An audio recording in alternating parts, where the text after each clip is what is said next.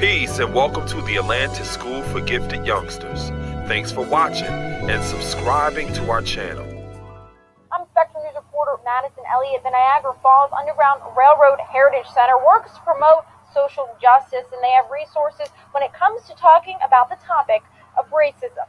Well, I think when you look at the history of America, one of its pre-existing conditions is racism. The killing of George Floyd in Minnesota has driven many Americans to have conversations about how to be actively anti-racist, which the National Museum of African American History and Culture defines as fighting against racism. I think that we are in a moment in the history of this country where we're literally looking at a paradigm shift that we've never seen before. According to SaladinAllah, a visitor specialist at the Niagara Falls Underground Railroad Heritage Center and whose ancestors were freedom seekers, he says learning the history of racism is important to beginning that fight. When the first enslaved Africans arrived here in 1619, we started to see the type of social economic injustice being set up as the foundation of this country.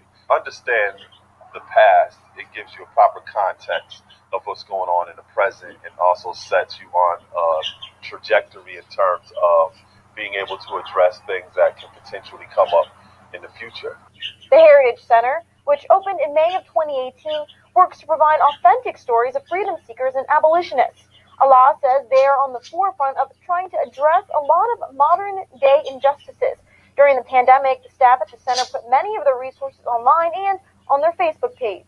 We've been able to create digital story time read-alouds for parents and guardians that they've been able to successfully use to teach and talk to their children about some of these difficult conversations around racial injustice. Allah says it's important to be on the right side of chronology, and he specifically used that word instead of the word history. I'm talking about the telling of time based upon events. When you say history, you're talking about his story.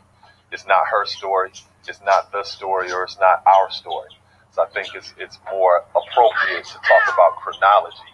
I think that it puts people in a position of empowerment because they know that they're actually in a position to be a part of that chronology.